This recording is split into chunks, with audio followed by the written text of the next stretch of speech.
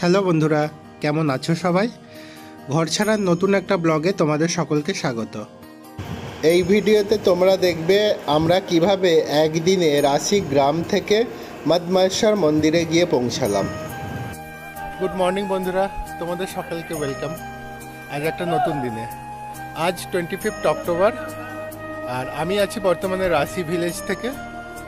আজ আমরা যাত্রা করব দ্বিতীয় কেদার অর্থাৎ মদমায়েশ্বর। এখান থেকে রাশি ভিলেজ থেকে আমাদের প্রথমে যেতে হবে আকতলিধার, সেটা এখান থেকে প্রায় 2 কিলোমিটার। তো তার জন্য আমরা যেই হোটেলে ছিলাম, এই হোটেল মালিকই এই হোটেলটা একটা গাড়ির ব্যবস্থা করেছে। এই 2 কিলোমিটার যাবে আকতলিধার, নেবে 300 টাকা। সে একটা গাড়ি ফুল করবে, মানে তোমার যতজনই মেম্বার হোক তোমরা সকলকে নিয়েই যেতে পারবে। এই 2 কিলোমিটার আমরা আর পায়ে হেঁটে যাব না আকতলিধার পর্যন্ত, আমরা যাবো ওই শেয়ার গাড়িতে। আকতলিধার থেকে আমরা ট্রেকিং শুরু করব। এবার ম্যাপটা একটু দেখে নেওয়া যাক। প্রথমে আমরা রাশি ভিলেজ থেকে শেয়ার গাড়ি করে গিয়ে পৌঁছেছিলাম আকতলিধার। এই আকতলিধার থেকেই আমাদের ট্রেক শুরু হয়েছিল। গন্ডার, বানতলি, খাটরা, নানু হয়ে প্রায় 18 কিলোমিটার পথ অতিক্রম করে আমরা গিয়ে পৌঁছেছিলাম মদমায়েশ্বর। এই মদমায়েশ্বর থেকে পরের দিন ভোরে প্রায় 2 কিলোমিটার পথ অতিক্রম করে আমরা পৌঁছেছিলাম বুড়া মদমায়েশ্বর। এই ভিডিওতে তোমরা দেখতে পাবে আমরা কিভাবে রাশি ভিলেজ থেকে প্রায় 18 কিলোমিটার পথ অতিক্রম করে গিয়ে পৌঁছালাম মধ্যময়েশ্বর। আমরা যাত্রা করেছি, সঙ্গে আছে অনুপদা, বৌদি, মানা আছে। কেমন লাগছে? আমরা এই হোটেলে ছিলাম আর গাড়ি আমাদের পিছনে ওয়েট করছে, আসছে। এই আশেপাশে কোনো রকম লকার রুম ফ্যাসিলিটি নেই, সেই জন্য আমরা আমাদের বড় লাগেজগুলো হোটেলেই রেখে দিয়েছিলাম। এক্ষেত্রে হোটেল মালিক কোনো রকম চার্জ নেয়নি। আমরা আমাদের ছোট ব্যাগ পিঠে নিয়েই হাঁটা শুরু করেছিলাম। তবে তোমরা যদি মনে করো আমরা রাশি ভিলেজ থেকে আকতলিধার পর্যন্ত হেঁটে যাব, তোমাদের তাহলে আরেকটু ভোরে বেরাতে হবে রাশি ভিলেজ থেকে। ঘড়িতে বাজে 6:27। আমরা এসে পৌঁছালাম আকতলিধার। তো এখান থেকে কিছুটা এগিয়ে গেলে রাইট সাইডে ট্রেকিংয়ের ওয়েট পেরিয়ে গেছে, তো সেই পথেই যাব। চলো এগানো যাক। এই আকতলিধারে তোমরা শেয়ারে নামার পর তোমাদের কিছুটা সামনে এগিয়ে যেতে হবে। এই যে বাইকগুলো দেখছো, এই বাইকগুলো দেখলাম ম্যাক্সিমামই বিভিন্ন অন্যান্য স্টেট থেকে এসেছে। এবার এই বাইকগুলোর যারা মালিক তারা এখানে গাড়িগুলো পার্কিং করে দিয়ে মদমায়েশ্বরের ট্রেকিংয়ে বেরিয়ে গেছে। তোমরা যদি বাইক আনো অবশ্যই এখানে রেখে দিতে পারো। ওই পাশে একটা দোকান আছে, ওরা অনলি পার্কিং চার্জ নেয়। বাবার দর্শনে সবাই এগাচ্ছি, কখন পৌঁছাবো জানি না, তবে চেষ্টা করো প্রথমের দিকে যতটা পারো একটু হেঁটে দিতে। এখন এর আপ টু গন্ডার পর্যন্ত টোটালি ডাউন।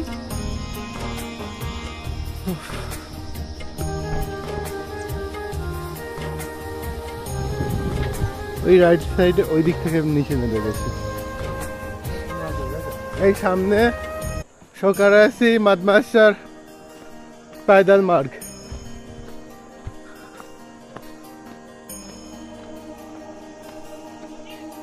তো আপ টু এখান থেকে গন্ডার পর্যন্ত টোটালি ডাউন। চলো এগানো যাক।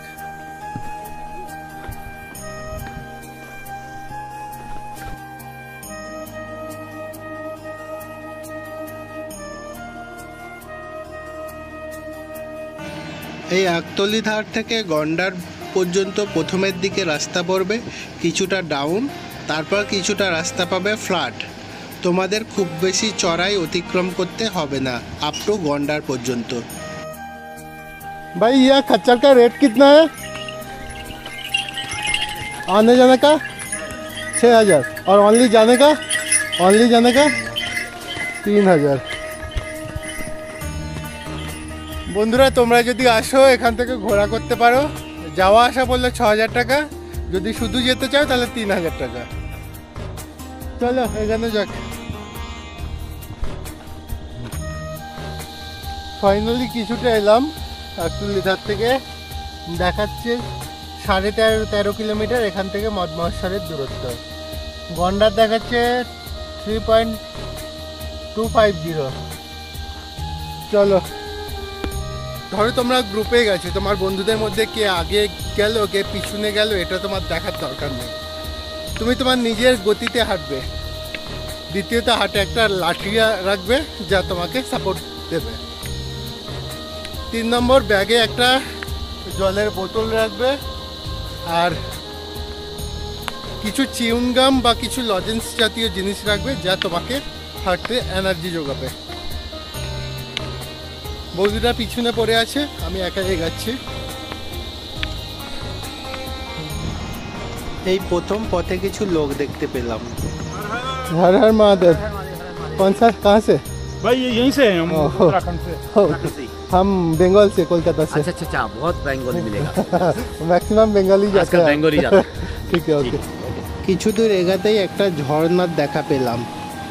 তবে এই জায়গাটা খুবই সুন্দর লাগছিল।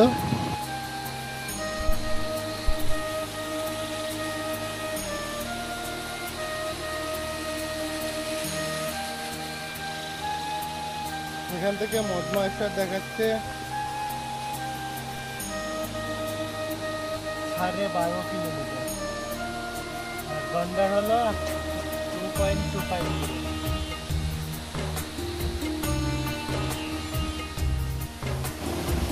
প্রকৃতির এই সৌন্দর্য দেখে সত্যি এখান থেকে আর যেতে ইচ্ছা করছে না, কিন্তু যেতে তো হবেই। মদমাইশার অনেক দূর বাকি। ইচ্ছা আছে আজকে পুরো রাস্তাটা আজকে একদিনেই কভার করব, তাই কোথাও বেশি সময় না দিয়ে এগাটে থাকলাম। পাশ থেকে বয়ে চলেছে মধুগঙ্গা নদী।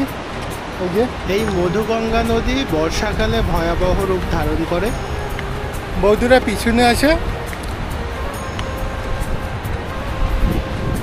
এই হলো দ্বিতীয় ব্যক্তি যিনি গতকালকে গন্ডারে ছিলেন, আজকে উনি যাচ্ছেন রাশি ভিলেজে।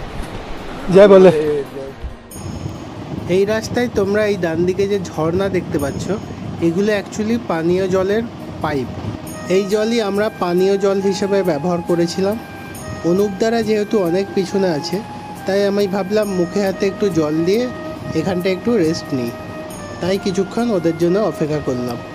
আমরা যেখানে আছি এখান থেকে গন্ডার দেখাচ্ছে 750 মিটার, বানতলি দেখাচ্ছে 2.5 কিলোমিটার অ্যাপ্রক্স, নানুর 5.750 মানে ওই 6.25 কিলোমিটার, মদমায়েশ্বর 11.5 কিলোমিটার। কিছুটা এগাতেই মধুগঙ্গা নদীকে আরও সামনে থেকে দেখতে পেলাম। এই আকতলি ধার থেকে মদমায়েশ্বর পর্যন্ত এই টোটাল যাত্রাপথে আমরা প্রায় 3টের মতো এই জাতীয় লোহার ব্রিজ অতিক্রম করেছিলাম। ফাইনালি ঘড়িতে বাজে 8:45, আমরা পৌঁছালাম গন্ডারে। এখান থেকে বানতলির দূরত্ব দেখে নাও। অনেকেই গন্ডার গ্রামে এসে নাইট স্টে করে। প্রথম যে হোমস্টেটা পড়লো সেটা হলো মধুগঙ্গা হোমস্টে। তোমরা যদি এসে নাইট স্টে করতে চাও তো এদের কন্ট্যাক্ট নাম্বার দেওয়া রইলো, এদের সঙ্গে যোগাযোগ করে নিও। এই মধুগঙ্গা হোমস্টেটা ওপরে অবস্থিত, আর কিছুটা এগিয়ে গেলেই পাবে হোটেল কৈলাস ট্যুরিস্ট লজ। আমাদের ট্যুর প্ল্যান অনুযায়ী গন্ডারে আজকে থাকার প্ল্যান ছিল। ये कॉन्टैक्ट नंबर कैलाश वाला है महाराज। सर जी, इसका चार्जेस कितना नाइट स्टे का? नाइट स्टे का यहाँ पे लेते हैं हम 600 रुपये। 600 रुपये।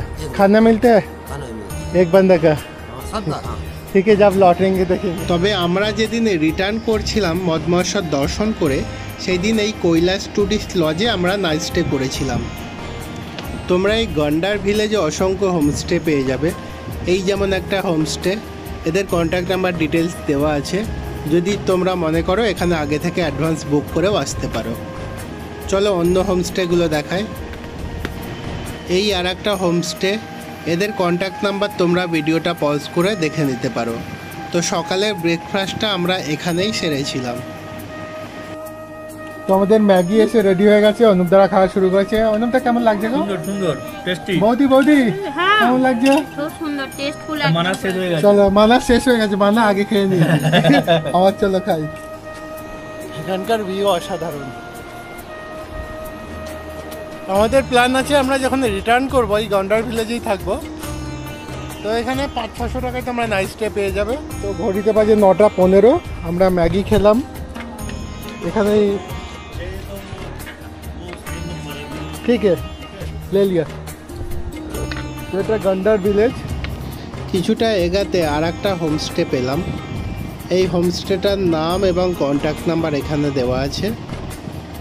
এই যে হোমস্টেটা, এটা অ্যাকচুয়ালি এখানে এদের বোর্ড দেওয়া আছে, এটা হলো হোমস্টে।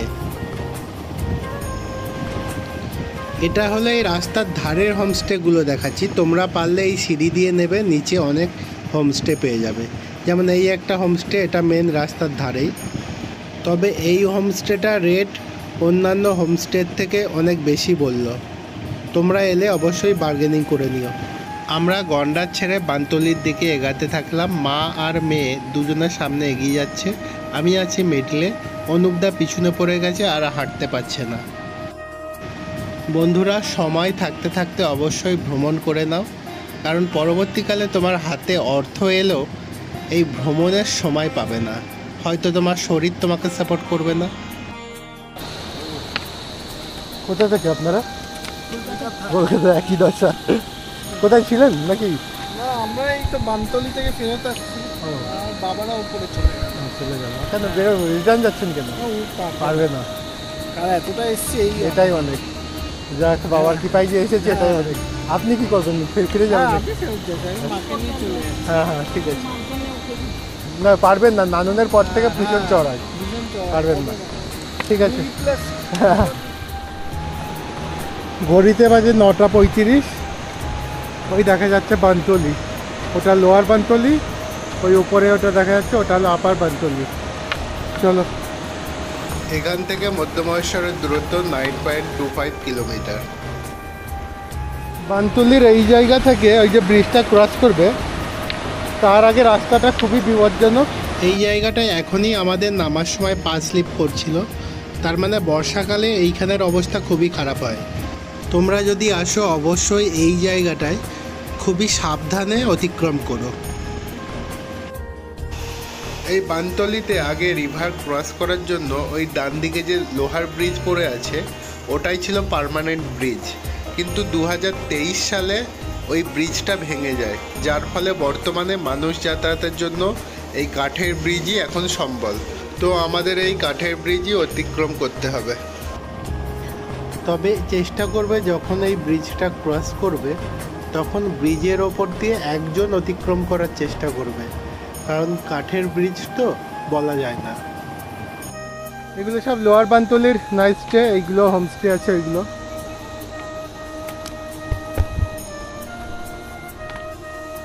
আমরা লোয়ার বানতলি কভার করে আপার বানতলি যাচ্ছি। লোয়ার বানতলির থেকে আপার বানতলিতে নাইট স্টের ব্যবস্থা বেশি। আপার বানতলিতে এন্টার করতে প্রথমেই চোখে পড়লো আশুতোষ লজ। এটা হলো আপার বানতলির নাইট স্টের জায়গা। এখানে বুড়াশের রস আমরা খাবো। बाबा का ढाबा, ये बाबा का ढाबा है। ये बाबा का ढाबा है। बाबा जय बाबा की, हर हर महादेव बाबा का ढाबा। এই হলো বুড়াশাই রস, সত্যি সুস্বাদু। তোমরা এলে অবশ্যই টেস্ট করে দেখো। আমরা বুড়াশাই রস খেয়ে যাত্রা শুরু করলাম। আপার বানতলি যে সমস্ত হোমস্টেগুলো আছে সেগুলো তোমাদের দেখানোর চেষ্টা করব। পারলে ভিডিওগুলো পজ করে এদের কন্ট্যাক্ট নাম্বারগুলো তোমরা দেখে নিও। পাশে আর একটা হোমস্টে আছে, যেটা রুমগুলো আছে ওপরে, এই যে ওপরে এদের রুম আছে, আর নিচেও রুম আছে। চলো তোমাদের এই হোমস্টের কন্ট্যাক্ট নাম্বারটা এবং নামটা দেখিয়ে দিই। এই আপার বানতলিতে সামনের দিকে এগিয়ে গেলে তোমরা অসংখ্য হোমস্টে এখানে দেখতে পাবে। যেমন এই একটা হোমস্টে, এখানে অসংখ্য হোমস্টে আছে, তাই বিভিন্ন জায়গায় বিভিন্ন রেট পাবে। তোমরা চেষ্টা করবে বার্গেনিং করার। তোমরা যদি রাশি ভিলেজ থেকে বেলা অথবা দুপুর থেকে ট্রেকিং শুরু করো, আমার মতে বলে সবচেয়ে ভালো আদর্শ জায়গা হলো তোমাদের আপার বানতলিতে থাকা। এখানে অসংখ্য হোমস্টে আছে, তোমরা বার্গেনিং করে 400-500 টাকায় হোমস্টে পেয়ে যাবে। এটা আপার বানতলির পরে এইরকম ধরনের সামান্য চড়াই আছে।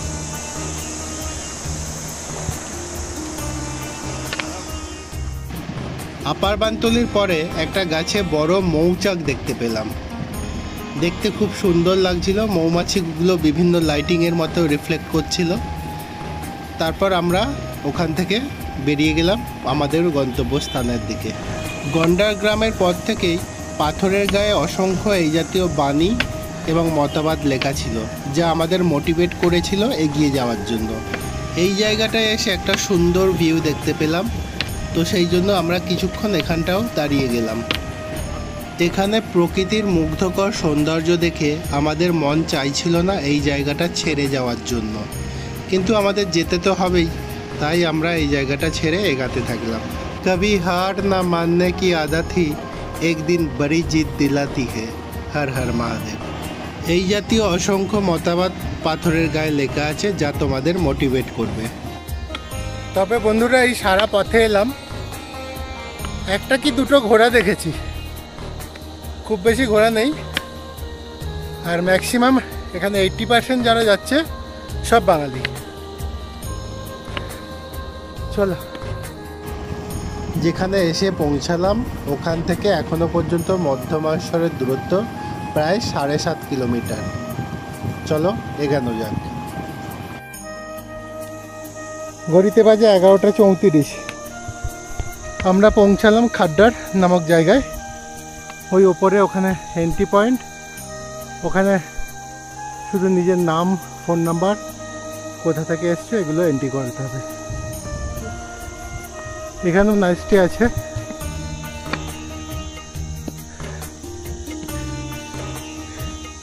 এখান থেকে নানুর ডিস্টেন্স দেখে না।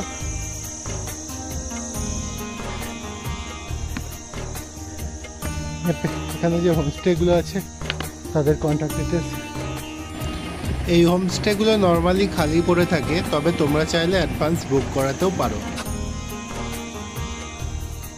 খাড্ডার এটা রুম।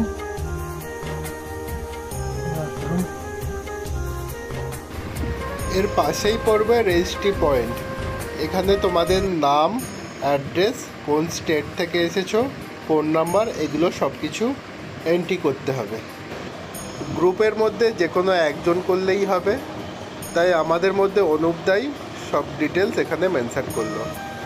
ওই এন্ট্রি পয়েন্ট থেকে বেরোতেই সামনে আরও কতগুলো হোমস্টে দেখলাম। এটা ওই খাটরার মধ্যেই পড়ে, তোমরা যদি চাও এখানেও থাকতে পারো। তবে মানুষ বেশি এখানে থাকে না, ম্যাক্সিমাম লোক হয় নানুতে থাকে অথবা আপার বানতলিতে থাকে। এই পথে সবসময় মহাদেবের ওপর ভরসা রাখবে এবং এগিয়ে চলবে, কখনোই ভাববে না আর কত দূর। তোমার পায়ের যদি জোর থাকে তবেই পায়ে হেঁটে যেও, যদি বয়স্ক মানুষ হয় আলাদা ব্যাপার, কিন্তু এই অবলা জীবের ওপর ভর করে বাবার কাছে দর্শনে যেও না। এই পথের সৌন্দর্য আমাকে রুদ্রনাথের পথের সৌন্দর্যের কথা মনে করিয়ে দেয়। ফাইনালি ঘড়িতে বাজে 12:57। আমরা পৌঁছলাম নানুর। এই নানুর থেকে মদমহেশ্বরের দূরত্ব প্রায় 5.5 কিলোমিটারের মতো। এখানে নাইট স্টের ব্যবস্থা আছে, তোমরা চাইলে থাকতে পারো। এই নানুর হোমস্টেটা মেন রাস্তা থেকে একটু ওপরে উঠে বাদিকে পড়বে। এই যে তোমরা দেখতে পাচ্ছ, এটা হলো নানুর হোমস্টে। আমরা ওইদিকে না গিয়ে আমরা মদমহেশ্বরের পথে বেরিয়ে গেলাম। একটু সামনে গিয়ে গাছের নিচে বসলাম এবং আমার পিঠের ব্যাগে ছিল হার্সিল থেকে আনা আপেল। তো আপেলই এখন খাচ্ছি, বৌদিরা আসুক, এলে একসঙ্গে টিফিন করব। ঘড়িতে বাজে 1:15। আমরা নানুর থেকে একটু এগিয়ে এসেছি। এসে খাবার জন্য চাল ভাজা এনেছিলাম, এটাই এখন খাওয়া হবে। আমরা খাওয়া দাওয়ার পর আবার হাঁটা শুরু করলাম। নানুরের পথ থেকে রাস্তাটা তুলনামূলকভাবে চড়াই, অনুপ দ্বারা পিছনে পড়ে গেছে। চলো এগানো যাক। পঞ্চ কেদারের মধ্যে দ্বিতীয় কেদার হলো এই মধ্যমহেশ্বর। এতক্ষণ পর্যন্ত খাড়াই উঠছিলাম, এবার কিছুটা স্ট্রেট রাস্তা পেলাম। মধ্যমহেশ্বরের সন্ধ্যা আরতি শুরু হয় সন্ধ্যা 6টায়, তাই আমাদের উদ্দেশ্য ছিল যে কোনোভাবেই তার আগে গিয়ে পৌঁছানো। আমাদের যাত্রাপথে দুই বাঙালি ইউটিউবারের সঙ্গে দেখা হলো। এদের আমি ভিডিওই দেখেছি। একজন হলো নতুন তেষ্টা আর একজন হলো তীর্থভূমি দর্শন। হোপফুলি তোমরা নিশ্চয়ই এদের ভিডিও দেখেছো। এদের সঙ্গে সাক্ষাৎ হয়ে খুবই ভালো লাগলো এবং এদের সঙ্গে আমরা কিছু সেলফি নিলাম এবং বেরিয়ে গেলাম আমাদের গন্তব্য পথের দিকে। সত্যি বলতে সারাদিন এই হাঁটার পর আর ভালো লাগছিল না, কিন্তু অনুপদার মেয়ে ঠিক হেঁটে চলেছে। সত্যি বলতে গতবারে রুদ্রনাথে ও যেভাবে হেঁটেছিল ওর প্রতি একটা ভরসা আছে। পিছনে পড়ে গিয়েছিল অনুপদা। এখান থেকে 4 কিলোমিটার, বাট পুরোই চড়াই। ঘড়িতে বাজে 2:44। এসে পৌঁছলাম মৌখাম্বা। এখান থেকে এখনো 4 কিলোমিটার ডিস্টেন্স। এখানে নাইটের ব্যবস্থা আছে। এই রাস্তায় খুব বেশি লোক তোমরা পাবে না। হর হর মহাদেব। এরপরে রাস্তা পুরো জঙ্গলের মধ্যে দিয়ে, কিন্তু চড়াই একই ধরনের। ফাইনালি এসে পৌঁছালাম কুন চট্টিতে। এখান থেকে মদমায়েশ্বর দূরত্ব প্রায় 2.5 কিলোমিটারের মতো।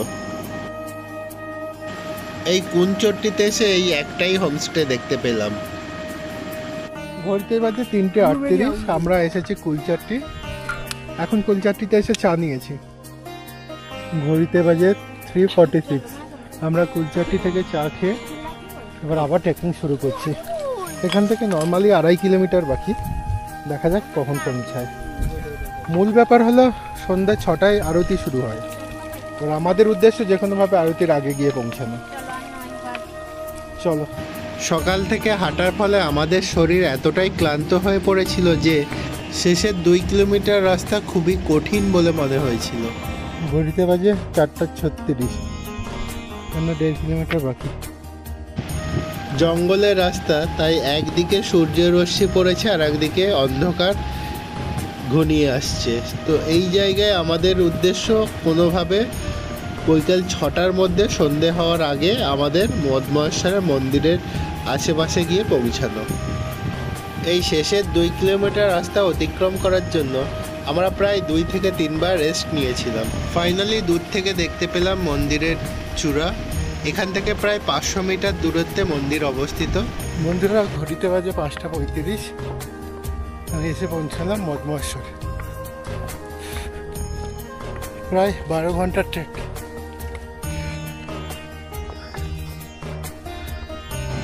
তোমরা এই বাঁদিকে যে হোমস্টেটা দেখতে পাচ্ছ, এটা মন্দিরে যাওয়ার পথে সর্বপ্রথম হোমস্টে পড়ে। এরপরে বাঁদিক ডানদিক অসংখ্য হোমস্টে আছে। ওই দূরে দেখা যায় মন্দিরের চূড়া, আর ডান দিকে যে হোমস্টেটা দেখছো এই হোমস্টের পিছনে ছিল আমাদের হোমস্টে। আমরা যেই সময় পৌঁছেছি সেই সময় আশেপাশের হোমস্টেগুলো অলরেডি ফুল হয়ে গেছে। তো আমরা শেষ মুহূর্তে এই হোমস্টেটা দেখলাম। इसमें कितना जाएगा? हम लोग 4 है। 4 चलो पर्सनल करेंगे ना।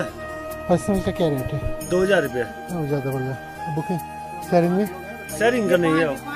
আমরা আমাদের রুমে কিছুক্ষণ রেস্ট নেওয়ার পরে গিয়ে পৌঁছালাম মন্দির প্রাঙ্গণে সন্ধ্যা আরতি দর্শনের জন্য। এই সন্ধ্যা আরতি চলাকালীন সাধারণ মানুষের দর্শন বন্ধ থাকে। তো সন্ধ্যা আরতির পরে আমরা বাবার দর্শন করেছিলাম।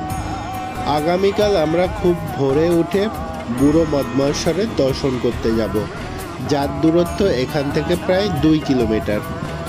ওখান থেকে ফিরে আমরা বাবাকে পুজো অর্পণ করব। তারপর এখান থেকে যাত্রা শুরু করব ফেরার পথে। এই সন্ধ্যা আরতির শেষের দিকে তাই একে একে করে বাবার দর্শন করতে যাচ্ছে। তো অনুপদা আর বৌদি আগে দর্শন করে এলো, তো আমি তারপর দর্শনে গেলাম। সাধারণ দর্শনার্থীদের দর্শনের পরে মন্দির বন্ধ করে দেওয়া হয় এবং আগামীকাল সকাল 8টার পর থেকে পুনরায় সাধারণ মানুষের দর্শনের জন্য মন্দির খুলে দেওয়া হয়।